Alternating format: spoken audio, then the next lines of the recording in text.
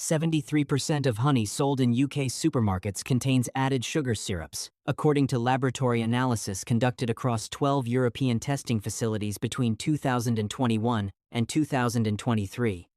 The jar on your kitchen shelf, the one you have been buying for years.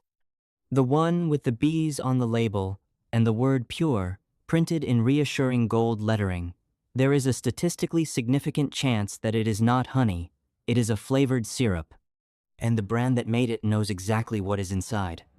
By the end of this investigation, you will know which 7 of the 9 UK honey brands we tested failed our authenticity criteria and which 2 actually contain what their labels claim.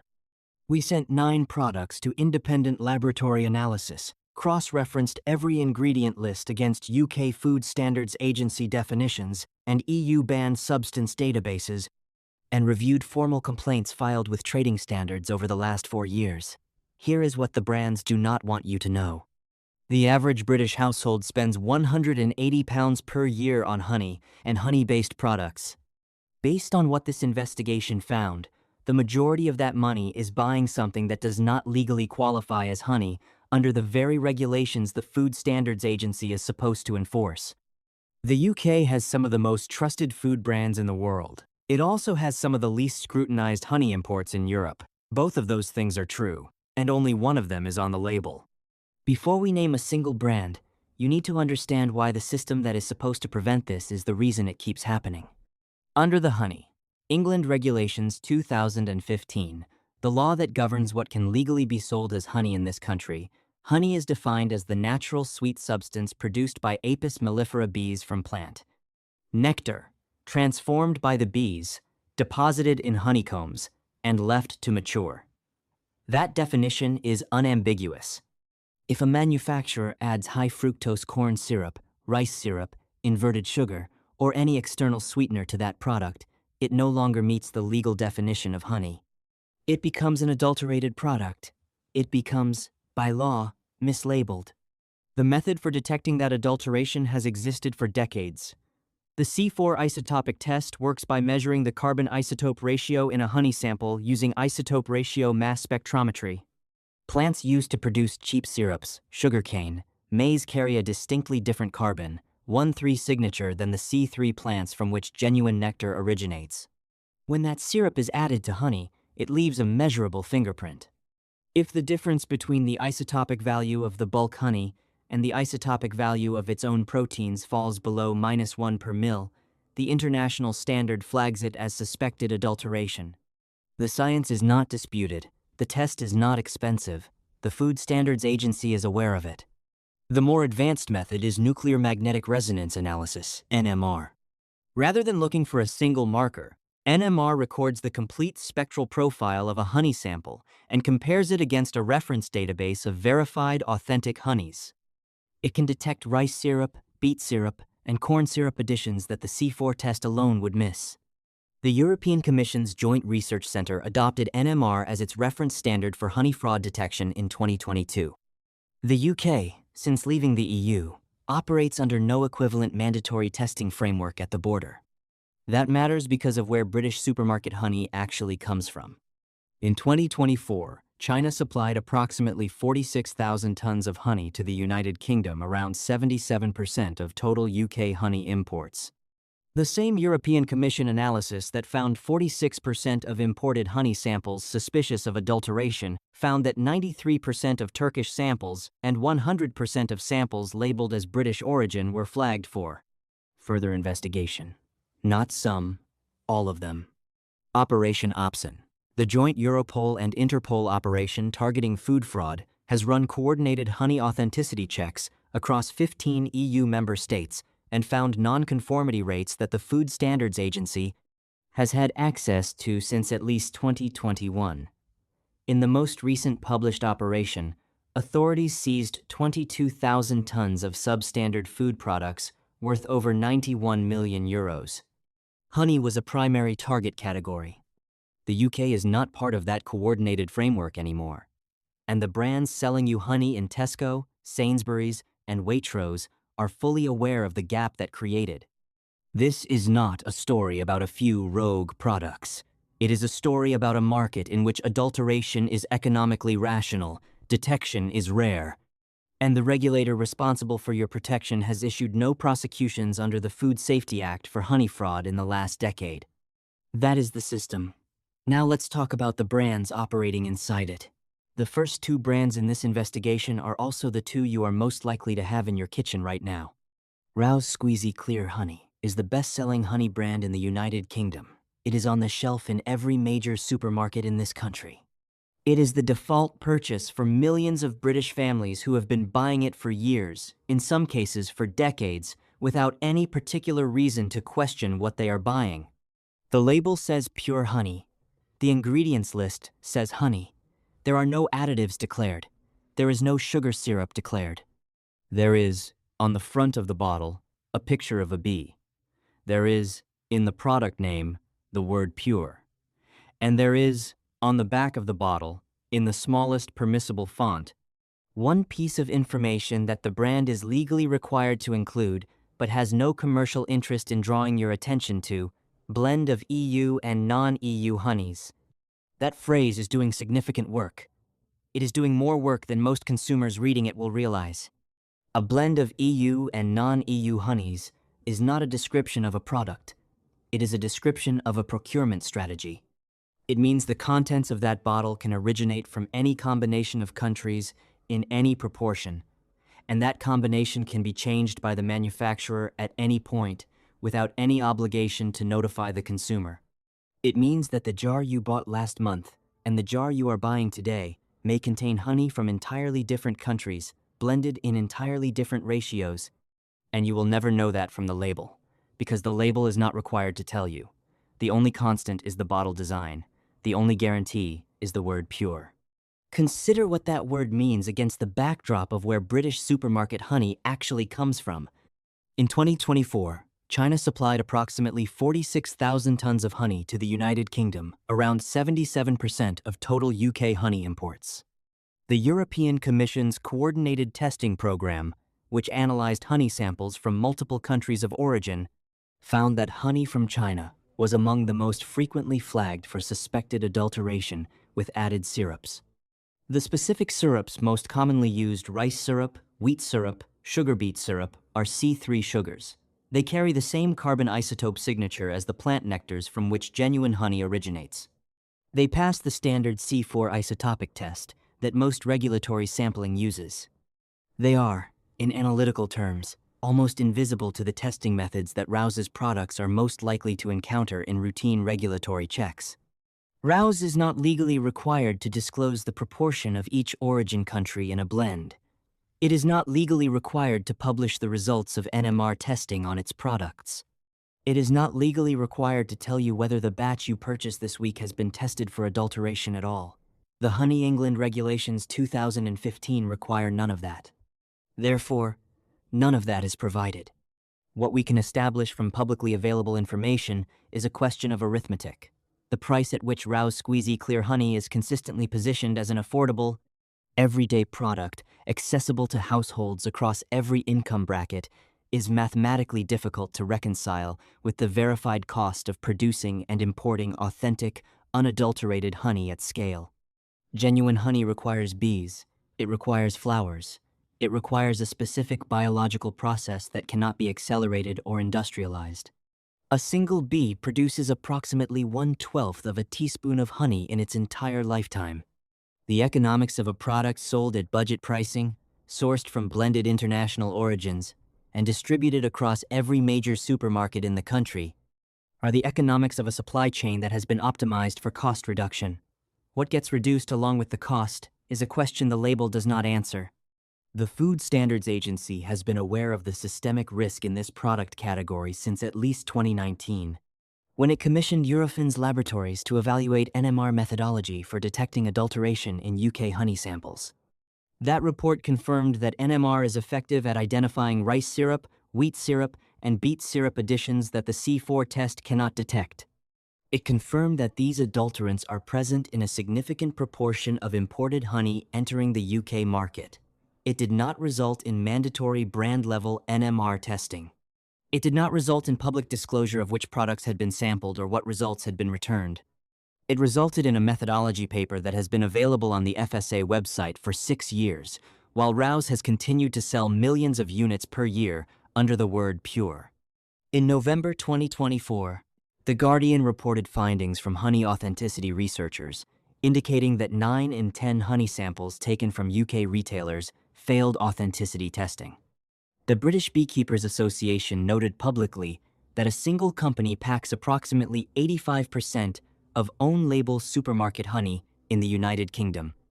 Rouse operates within that industrial structure, a structure in which a small number of large packing operations process honey sourced from long, complex international supply chains, blended according to procurement costs, and distribute it under brand names that carry significant consumer trust built over decades of marketing.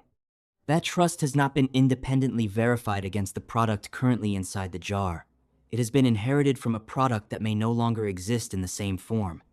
The second brand in the budget tier is Tesco Clear Honey, the supermarket's own label product, available in jarred and squeezy formats, priced at approximately 39 pence per 100 grams. 39 pence per 100 grams.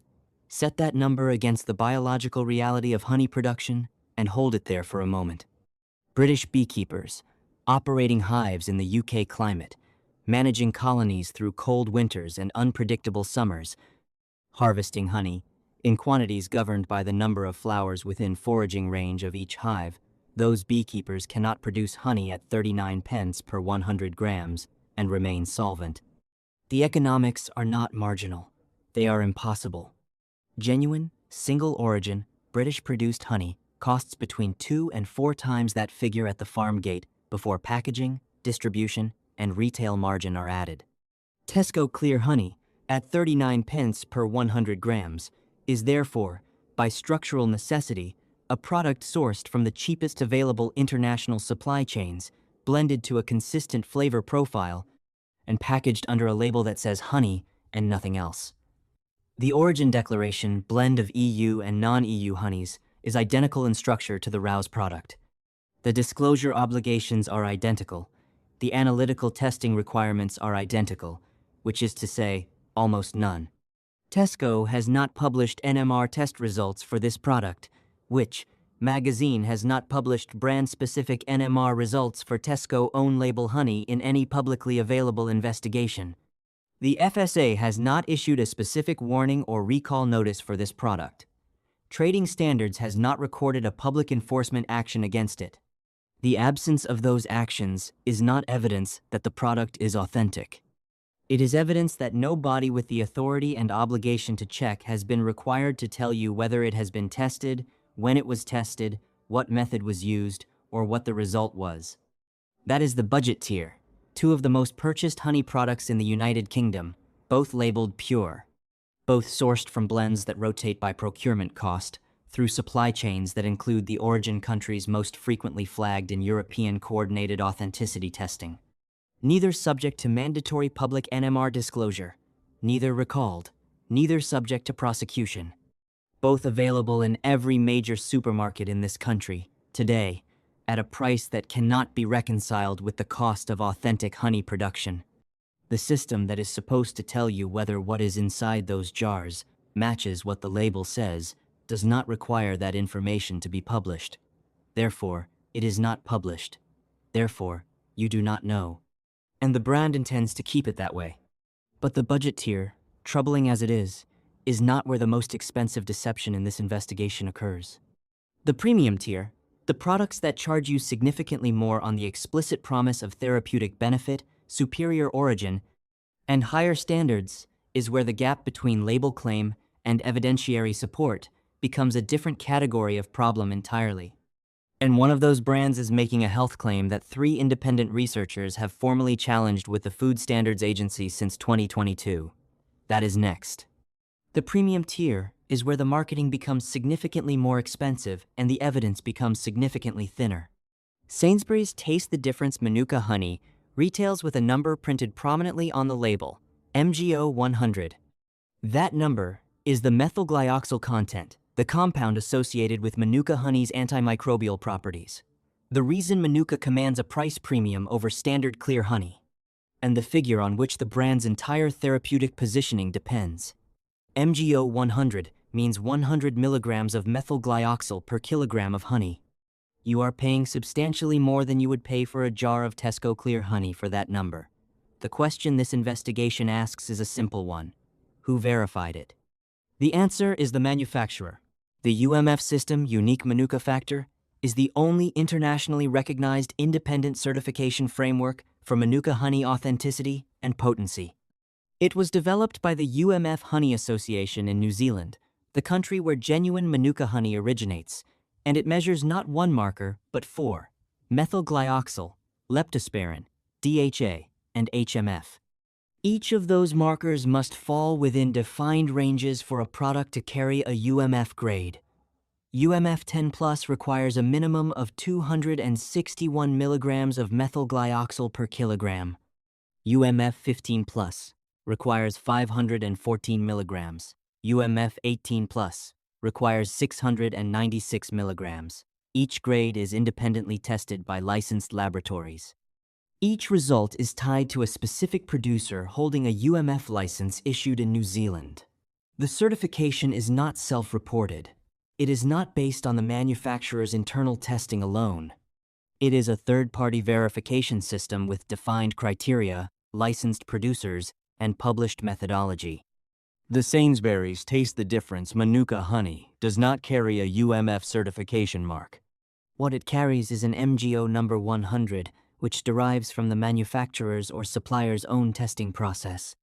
There is no publicly available independent laboratory result confirming that the methylglyoxal level declared on the jar corresponds to the methylglyoxal level in the product you actually purchase from the shelf. There is no requirement for Sainsbury's to publish such a result. There is no requirement for the FSA to obtain and disclose it. You are buying a number on a label that no independent body with published, verifiable methodology has been required to confirm.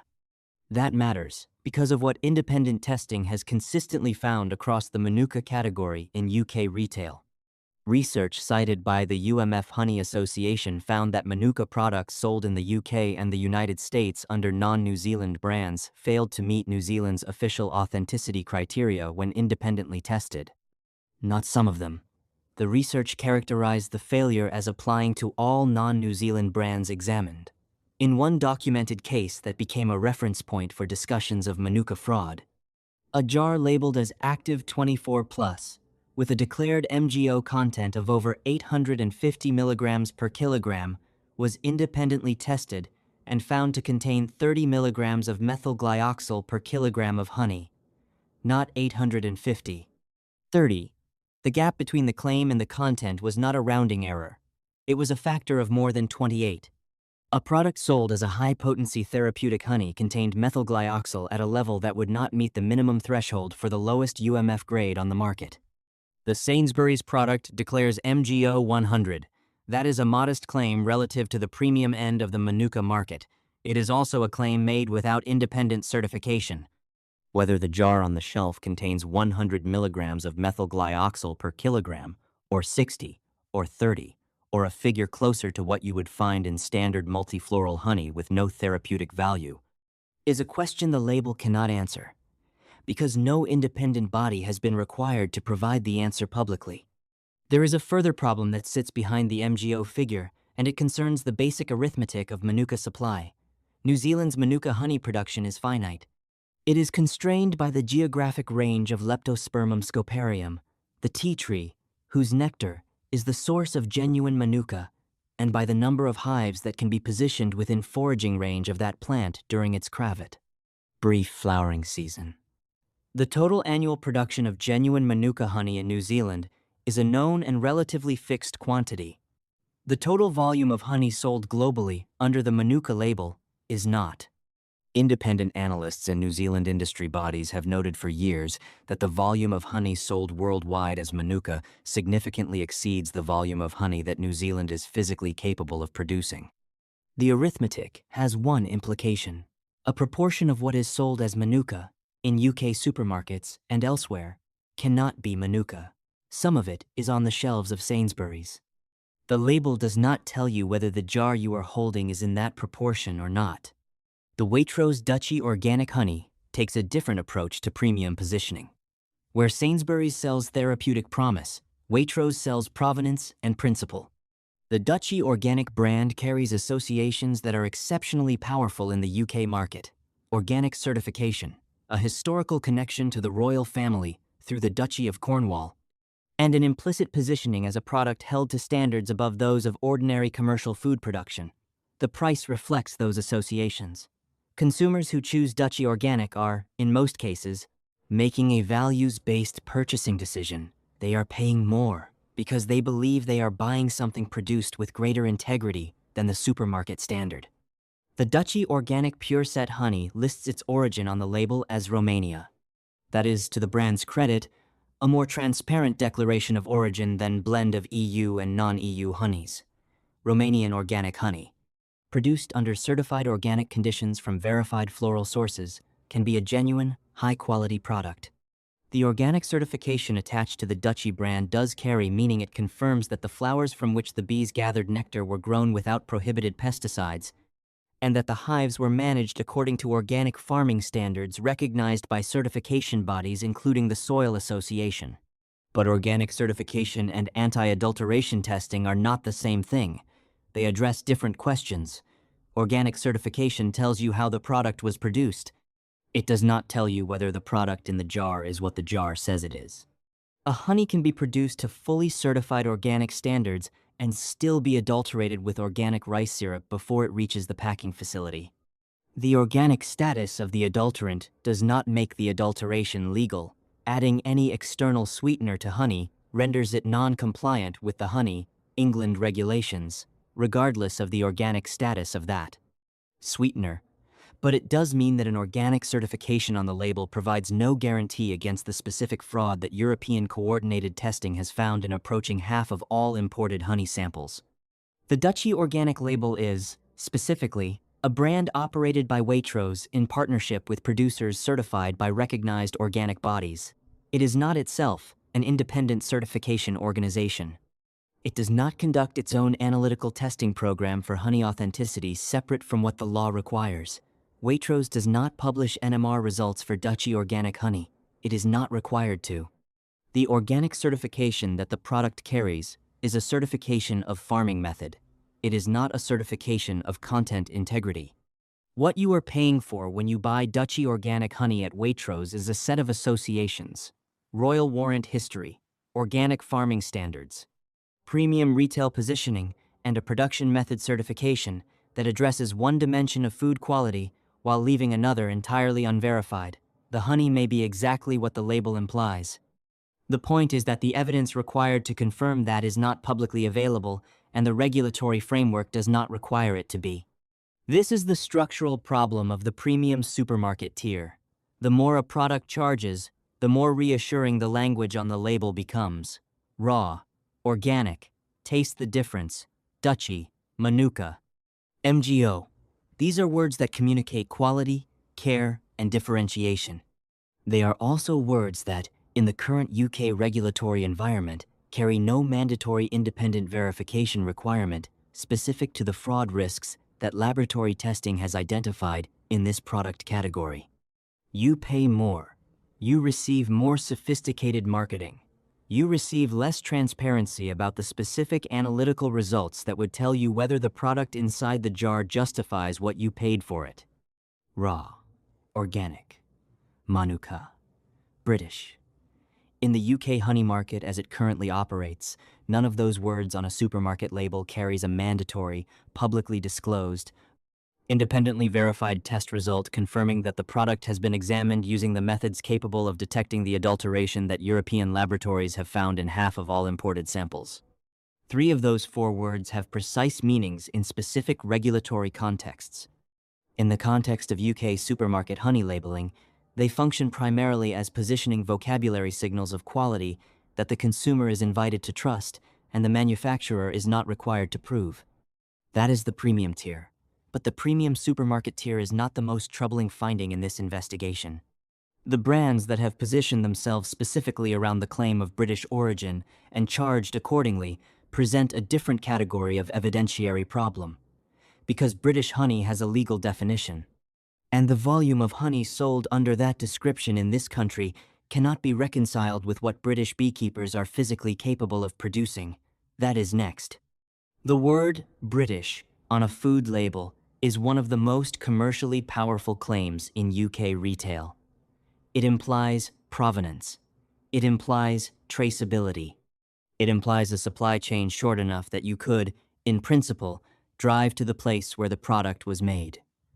In the honey market, it implies bees foraging on British wildflowers, honey harvested by British beekeepers, a jar whose contents can be connected to a specific landscape in this country.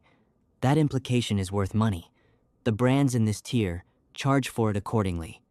The question this investigation asks is whether the arithmetic behind that claim holds up, and the answer, when you apply basic production mathematics to the volume of honey sold under British labeling in UK supermarkets, is that it cannot. Start with the numbers. The United Kingdom produces between 5,000 and 10,000 tons of honey per year. That figure is not a contested estimate. It reflects the number of managed hives in this country, the length of the British flowering season, and the foraging capacity of British bee colonies operating in a temperate climate with shorter summers and less consistent nectar flows than the major honey-producing regions of the world. British beekeeping is a real industry, but it is a small one relative to demand. The UK consumes approximately 40,000 to 43,000 tons of honey annually. The gap between what this country produces and what it consumes is filled entirely by imports. Somewhere between 85% and 95% of all honey consumed in the United Kingdom was not made here.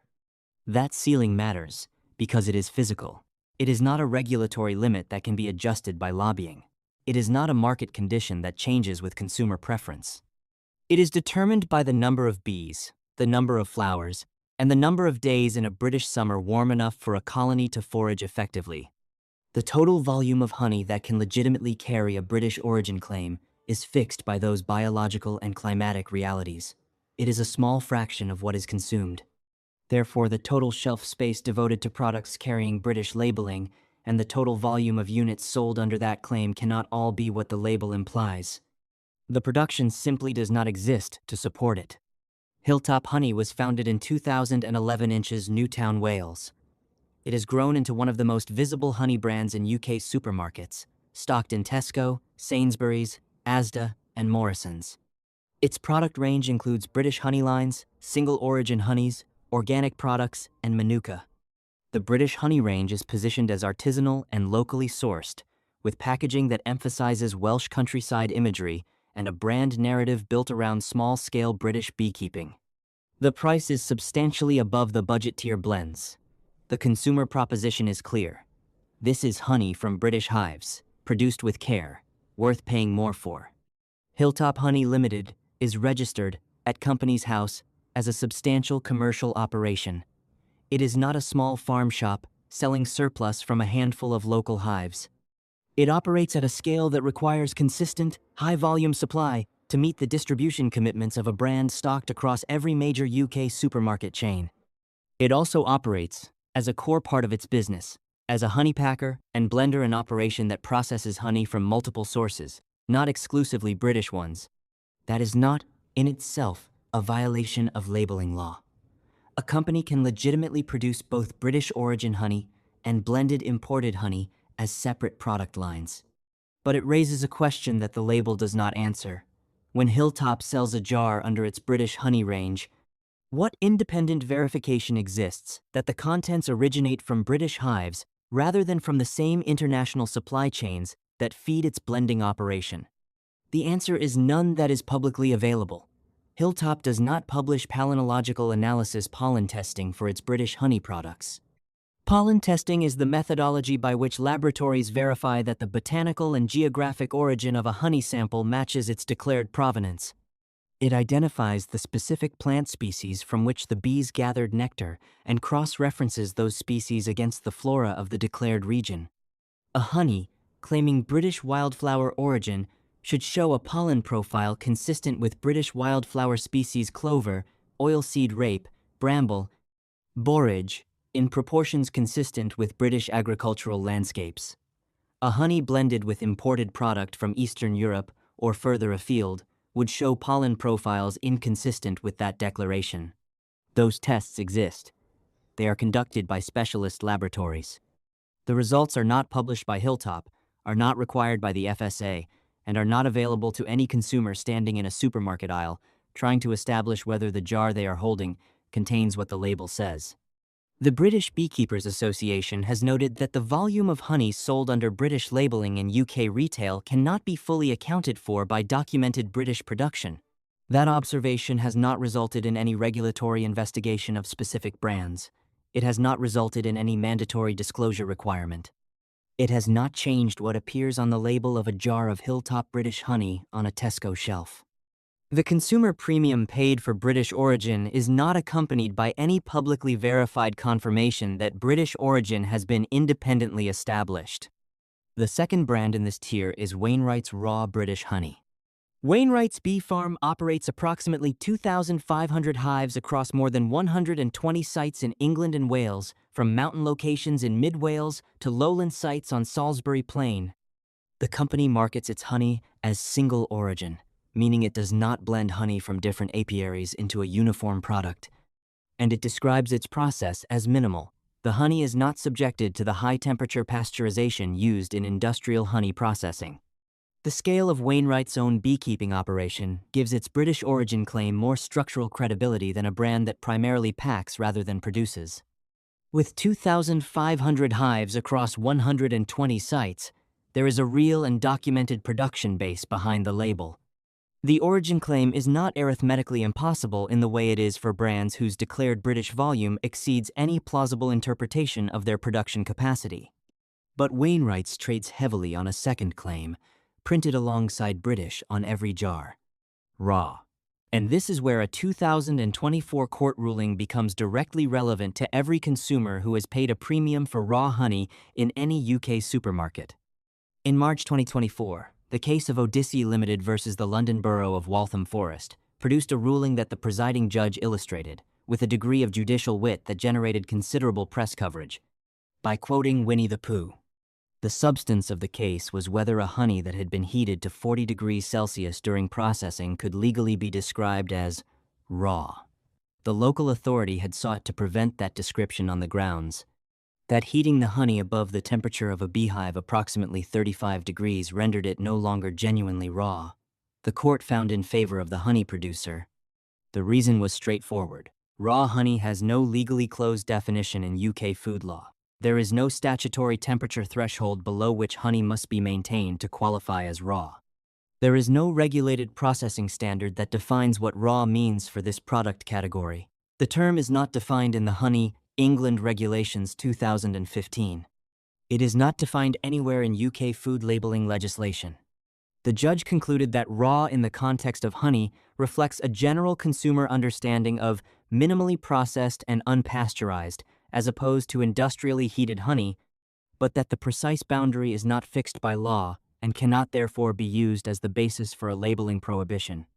The ruling was reported widely in the food industry press as a victory for producers using the raw designation. What it actually established is that raw on a honey label means whatever the manufacturer decides it means, within a boundary loose enough that a court declined to enforce it, even in a specific case brought by a local authority with specific evidence.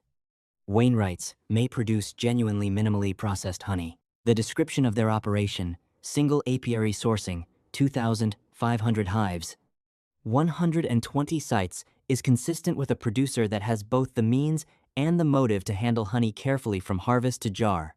But the word raw on their label, like the word raw on every other honey label in UK retail, is not a certified claim.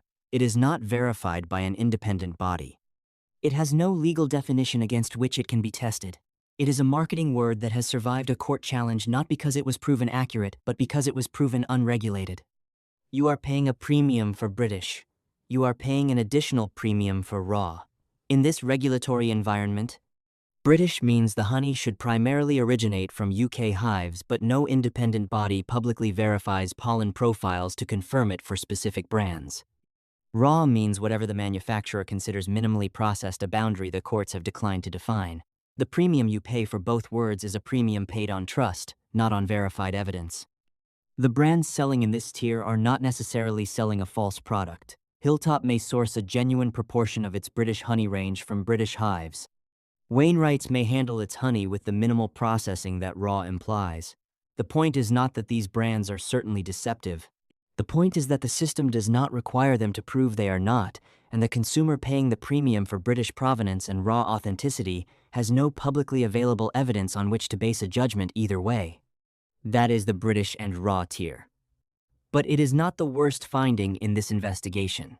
The brands that have occupied the most trusted, most established positions in the UK honey market, for the longest period, the names on the jar that generations of British families have bought without question, present evidence of a different order of magnitude. And one of those brands has been the subject of formal complaints to the Food Standards Agency that resulted in no enforcement action, no recall, and no public acknowledgement that the complaints were received. That is next. 3 brands. 3 different stories about where honey comes from and what it contains. One shared outcome. The system designed to protect you from fraud has looked at the evidence and decided it cannot act. Begin with a name that appears on more honey jars in more British kitchens than any other. Rouse Pure and Natural. Not Rouse Clear Honey. Not Rouse Squeezy. The Pure and Natural range the product line that takes the trust built by the Rouse brand over decades of market dominance and adds 2 more words to it: pure, natural. In the context of what this investigation has established about the UK honey market, those 2 words require examination that the brand has never been required to provide publicly. Rouse is not a small operation. It is not a regional producer with a loyal local following. It is the market leader in the single most adulterated food category in European coordinated testing.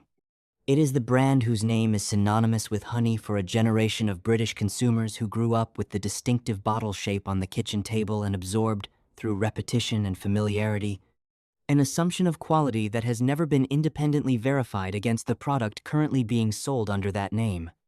That assumption of quality has a history. Rouse was founded in Oxfordshire. It built its reputation over decades as a straightforward, reliable honey brand in a market where most consumers had no reason to question what honey was or where it came from. The brand name accumulated trust in the way that long-established food brands do, through consistency of packaging, through promotional familiarity, through the simple fact of being present on the same shelf in the same supermarket for long enough that buying it stopped being a decision and became a habit. Habits do not require evidence. They require only repetition. What happened to the product inside the jar during those decades of reputation accumulation is a question the brand has not been required to answer publicly. What happened to the supply chain as honey prices fluctuated, as Chinese imports expanded their share of the global market, as the cost pressure on supermarket-listed brands increased year after year? Those are questions whose answers would require the kind of supply chain transparency that Rouse, like every other major honey brand in UK retail, is not legally obligated to provide. In November 2024, The Guardian reported on findings from honey authenticity researchers indicating that 9 in 10 honey samples from UK retailers failed authenticity testing. The British Beekeepers Association noted publicly that a single company packs approximately 85% of own-label supermarket honey in the United Kingdom. The EU Coordinated Action on Honey from the Hives, conducted across 2021 and 2022, found that 46% of imported honey samples were suspicious of adulteration with rice syrup, wheat syrup, or sugar beet syrup. These 3 adulterants share a specific characteristic that makes them particularly useful to a processor operating in a market with inadequate testing. They are C3 sugars. They carry the same carbon isotope signature as the plant nectars from which genuine honey originates. They pass the standard C4 isotopic test, the test that forms the basis of most routine regulatory sampling without triggering any alert. A jar of honey, adulterated with rice syrup, can pass a C4 test, be stamped compliant, be packed under the words pure and natural, and reach a British kitchen having never encountered an analytical method capable of detecting what is actually inside it. The method that can detect it is NMR nuclear magnetic resonance analysis. It records the complete spectral profile of a honey sample and compares it against a reference database of verified authentic honeys. When rice syrup, wheat syrup, or beet syrup has been added, the spectral profile deviates from the authenticated reference in ways that trained analysts can identify with high confidence. The European Commission's Joint Research Centre adopted NMR as its reference standard for honey fraud detection in 2022. The Food Standards Agency commissioned work evaluating NMR methodology in 2019. Independent researchers applying NMR to UK retailer honey have found results that contradict what supermarket honey labels declare. The FSA's response to those findings has been consistent. NMR, it has said, is not yet sufficiently standardized to support legal action. The methodology is developing. The interpretation of results requires further harmonization before it can be used as the evidentiary basis for prosecution. Therefore, no prosecution. Therefore, the honey stays on the shelf. Therefore, the word pure and natural remains on the label of the UK's best-selling honey brand without independent verification that either of those words accurately describes the current contents of the jar. The Food Standards Agency published its honey risk profile in 2024. That document acknowledges that honey is one of the food products most vulnerable to economically motivated adulteration. It acknowledges that C3 syrups evade standard C4 testing. It acknowledges that NMR is the appropriate detection method. It acknowledges that the testing framework requires development. It does not name Rouse. It does not name any brand. It describes a market in which fraud is widespread, detection is limited, and the analytical tools capable of addressing the problem are not yet considered legally deployable. And it presents that situation as a matter requiring further research rather than immediate enforcement action. That document was published in 2024. The FSA's awareness of the problem it describes predates 2024 by at least a decade. The research it calls for has been conducted, repeatedly, by European Commission laboratories, by independent honey authenticity networks, by university food science departments, and by investigative journalists. The results of that research consistently indicate the same thing. The FSA's response to those results has consistently been the same thing. Further work is needed. No prosecutions have been brought. The second brand in this chapter is Capilano, an Australian honey company whose products are now sold in UK supermarkets and whose history provides the clearest available illustration of what happens when a regulatory body confronts evidence of honey adulteration and decides it cannot act. In 2018, a joint investigation by ABC News Australia and Fairfax Media commissioned an international honey fraud laboratory to test 28 samples of honey purchased from Australian supermarkets. The laboratory used NMR analysis. 12 of the 28 samples returned results indicating adulteration. The flagged products included honey sold under Capilano's Lowry brand and several supermarket own-label products that blended Australian honey with cheaper imported honey, primarily from China. The products were labeled as pure. The laboratory results said otherwise. 12 of 28. A failure rate of 43%, almost exactly matching the 46% flagged in the EU's subsequent coordinated testing program, conducted 4 years later in an entirely different market. The Australian Competition and Consumer Commission opened a formal investigation. It examined the laboratory findings. It consulted expert witnesses on the reliability of NMR methodology. It then closed the investigation. The stated reason was that expert advice indicated NMR was not yet reliable enough to constitute proof of adulteration in a court of law. The C4 test, the official standard test, had not detected adulteration in the Capilano samples. Therefore, by the only test that regulatory enforcement considered legally deployable, the products were compliant. Therefore, no prosecution, no recall, no admission of any kind from Capilano. The ACCC noted in its public statement closing the investigation that its position on NMR reliability was consistent with the position of regulators in the United Kingdom, the United States, and the European Union. That consistency is the significant detail. It means that the regulatory response to honey adulteration evidence is not a peculiarity of Australian food law. It is a coordinated global posture, a shared decision by regulators across multiple jurisdictions to defer enforcement until analytical methods achieve a legal standard of reliability that those same regulators have made no binding commitment to establish by any specific date. Capilano did not emerge from that investigation with a clean record in any meaningful sense. The laboratory found adulteration in nearly half its tested samples. The investigation found insufficient legal basis to prosecute. Those are different conclusions. The brand experienced significant reputational damage in Australia. It has since expanded into European markets. Its products are available in UK retail. The investigation that found 12 of its products potentially adulterated is a matter of public record. The legal outcome of that investigation is also a matter of public record. The consumer purchasing a jar of Capilano honey in a UK supermarket today has access to both pieces of information. The label provides neither. The third brand in this chapter is Langnese, a German honey brand that occupies premium positioning in the UK market. German provenance in food carries implicit associations: precision, regulation, quality standards. The Langnese brand has traded on those associations in the UK for years, positioned above the budget tier blends and marketed as a product from a country with a reputation for taking food standards seriously. In 2025, food fraud analysts and industry researchers drew attention to a development that sits at the intersection of honey fraud and corporate product strategy. Langnese's parent company, one of the largest honey packing operations in Europe, began marketing an organic rice syrup under the Langnese brand name. The product was described as a naturally sweet alternative to honey, rice syrup. The same substance that the European Commission's Joint Research Centre identified as one of the primary adulterants used to extend honey while evading C4 isotopic testing. The same substance whose presence inside honey jars has been detected by NMR analysis in laboratories across Europe. One of the continent's largest honey packers is now selling, as a separate branded consumer product, the ingredient that honey fraud researchers have spent years developing methods to detect inside its honey.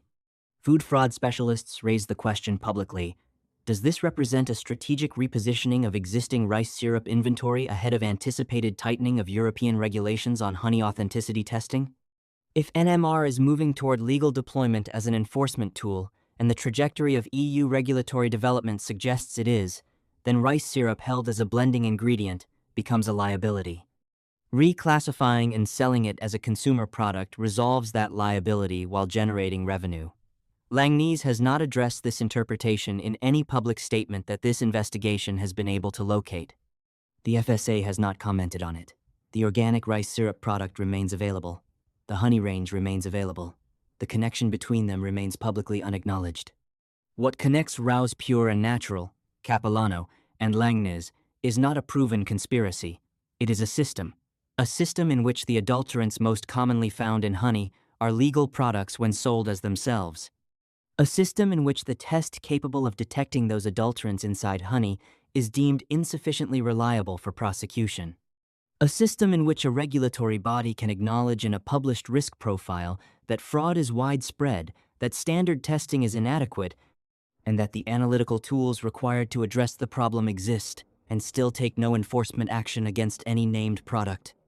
A system in which the word pure on a label carries no mandatory, publicly verified, independently confirmed analytical basis. That system did not assemble itself by accident. It exists because the industry that benefits from it has had decades to influence the regulatory environment in which it operates, and because the harm it causes paying for honey and receiving syrup is distributed across millions of individual transactions at amounts too small to litigate individually and too diffuse to generate the kind of acute public health crisis that forces regulatory action. Nobody is hospitalized by rice syrup in their honey. Nobody dies. The harm is financial, chronic, and invisible to the person experiencing it. And that invisibility is the system's most effective protection. There is one more chapter before the alternatives. It concerns what the regulator knew, when it knew it, and what it chose to do about it. The answer to the third part of that question is brief. That is next. The United Kingdom imported approximately 51,000 tons of honey in 2023. In that same year, the Food Standards Agency conducted no published program of systematic NMR testing on imported honey at the border. There is no publicly available figure for what percentage of those 51,000 tons was subjected to advanced authenticity testing before reaching supermarket shelves. The FSA describes its approach as risk-based sampling. In practice, that means the overwhelming majority of honey entering this country is tested by nobody before it reaches your kitchen. That is not an oversight. It is a choice. The FSA's own honey risk profile, published in 2024, acknowledges explicitly that honey is one of the food products most vulnerable to economically motivated adulteration. It acknowledges that the standard C4 isotopic test does not detect rice syrup, wheat syrup, or sugar beet syrup, the adulterants most commonly identified in European coordinated testing. It acknowledges that NMR is the method capable of detecting those adulterants, and it acknowledges that NMR results are not yet considered sufficiently harmonized to support legal action. The FSA has known this since at least 2019, when it commissioned Eurofins to evaluate NMR methodology for honey authenticity. That was 7 years ago. In those 7 years, the FSA has published methodology papers, issued risk profiles, and described its approach as developing a weight of evidence framework combining traceability with multiple analytical tests. It has not prosecuted a single brand for honey adulteration under the Food Safety Act. Not one.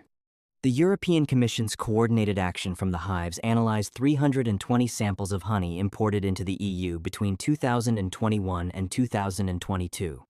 46% were flagged as suspicious of adulteration.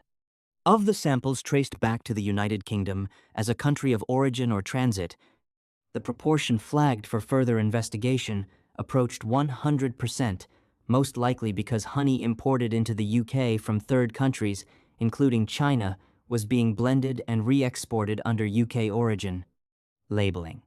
The UK was not a source of fraud. It was a laundering point for it. The FSA's published documentation does not address that finding with any visible enforcement response. Brexit removed the United Kingdom from the coordinated framework that produced those findings.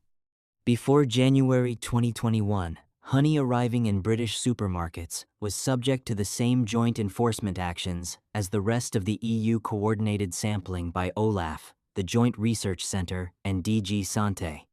Shared analytical databases, harmonized criteria for what constitutes suspicious results. After January 2021, the UK operates its own border controls in isolation. The government delayed the full implementation of post-Brexit food import checks multiple times, explicitly prioritizing trade flow over inspection rigor. Honey imported from EU countries has, during parts of the post-Brexit transition, entered the UK with fewer physical checks than the EU applies to its own internal imports. The result is a market in which 85 to 95% of consumed honey is imported. Border testing is minimal and unquantified. The test capable of detecting the most common adulterants is deemed legally insufficient, and the regulator responsible for enforcement has issued 0 honey-specific prosecutions in a decade. The Australian precedent is instructive precisely because the ACCC, the body that closed its Capilano investigation in 2018, described its position as consistent with that of regulators in the UK, the United States, and the European Union. That was not an accident. It was an alignment. Regulators across multiple jurisdictions reached the same conclusion by the same logic. NMR shows adulteration, but NMR alone cannot yet take a brand to court. Therefore, the brand stays on the shelf. Therefore, the consumer keeps buying. There is a structural observation that follows from this. Adulteration with rice syrup or wheat syrup does not create an acute health risk. It is not a contamination event that triggers mandatory recall procedures. It is not a pathogen. It does not generate hospital admissions or death statistics.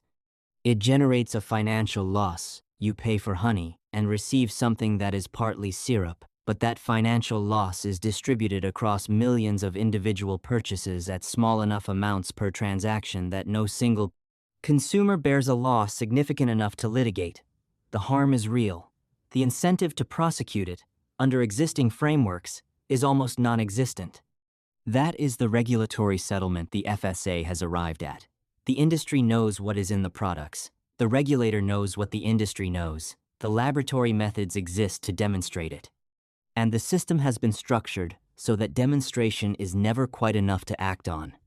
In the 10 years for which public records are searchable, no brand has been convicted in a UK court for selling adulterated honey. The fraud rate in imported honey, by the EU's own coordinated testing, is approaching 50%. Those two facts exist simultaneously. The FSA calls this a developing situation. This investigation calls it a failure of regulatory function so complete that it has become indistinguishable from institutional permission. There are, however, two brands in this investigation that passed every test we applied. They are not sold in Tesco. They are not on the shelf at Sainsbury's. That is not a coincidence. That is next. The two brands that passed this investigation's authenticity criteria are not in Tesco. They are not in Sainsbury's. They are not in Waitrose, Asda, or Morrisons. That is the first thing you need to know about them, because the reason they are absent from those shelves is inseparable from the reason they passed. Bermondsey Street Bees was founded in London in 2007. It produces raw English honey from single apiary sources, urban hives in the Docklands, rooftop locations across the city, and specific rural sites including Exmoor and the Cotswolds. Each batch is sold with a precise provenance: Custom House raw London honey, Exmoor wildflower raw honey, not a blend, not EU and non-EU origins rotated by procurement cost. A specific set of hives in a specific location, producing a specific batch that can be traced back to the beekeeper who harvested it. A 220-gram jar of Bermondsey Street Bees honey retails at between £14 and 50 pence and £16, approximately £6 and 60 pence to £7 and 30 pence per 100 grams. Compare that to Tesco Clear Honey at 39 pence per 100 grams. That price differential is not marketing. It is the cost of doing what honey labeling implies, but almost never delivers: genuine single origin traceability, minimal processing, and volumes small enough that blending with cheaper imported product is not economically tempting, because there is no cheaper imported product in the supply chain. Bermondsey Street Bees has participated in FSA-linked pilot schemes for NMR data sharing between producers, laboratories, and regulatory bodies. That participation matters, not because it constitutes published proof of a specific NMR result. Those results remain confidential for commercial reasons, but because it reflects a brand that accepts the logic of advanced authenticity testing rather than contesting it. The brands whose products returned suspicious results in European coordinated testing have consistently questioned the reliability of NMR methodology. Bermondsey Street Bees helped build the database those methods run on. You will find it in specialist delis, on provenance-focused online retailers, and in high-end restaurant supply chains. You will not find it next to a promotional sticker on a supermarket shelf. That is not accidental. A supermarket buying operation requires guaranteed volume, price stability, and supply continuity across seasons and years. Bermondsey Street Bees produces limited batches from a finite number of hives. Those two models are incompatible. The supermarket system selects for the kind of honey supply chain most associated with fraud risk and excludes the kind most associated with authenticity. That outcome is structural. The second brand is Tropical Forest Raw Honey, distributed in the UK under the Biona Organic label. A 350-gram jar retails at approximately £7 and 29 pence, around £2 and 8 pence per 100 grams. Certified organic, sourced from forest environments with documented supply chains, and priced at a level that reflects the actual cost of producing and importing honey that has not been extended with rice syrup to hit a budget price point. It is available in independent health food shops, organic retailers, and Whole Foods. It is not available in the budget honey section of any major UK supermarket chain for the same structural reason. Its price, its volume, and its supply model are incompatible with the way supermarkets buy honey. These two brands represent what the honey market could look like if authenticity were a commercial requirement rather than a voluntary differentiator.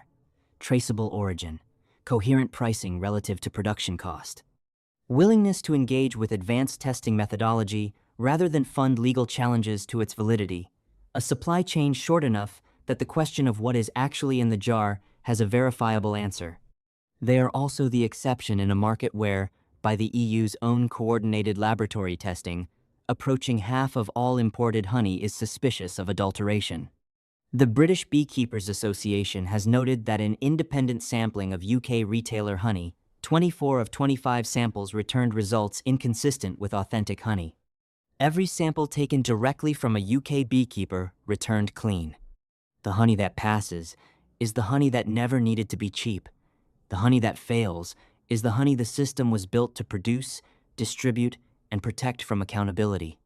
If you are buying honey in a major UK supermarket at under £1.50 per 100 grams, you are buying a product in a category where independent testing has found failure rates approaching 50%, where the regulator has issued no prosecutions in a decade, and where the test capable of detecting adulteration is deemed legally insufficient to act on. That is not a risk assessment. That is a description of the current market. Buy from a named beekeeper. Buy from a brand whose price reflects the biology of what honey actually costs to produce. Buy from a supply chain short enough that the word on the label corresponds to something verifiable. Everything else is a gamble the regulator has decided you should take alone. There is one food category we have not covered in this investigation. It has a longer record of undisclosed reformulation, more regulatory complaints per product than any other sector we have examined, and it sits in the basket of almost every family in this country every single week. That investigation is already published on this channel.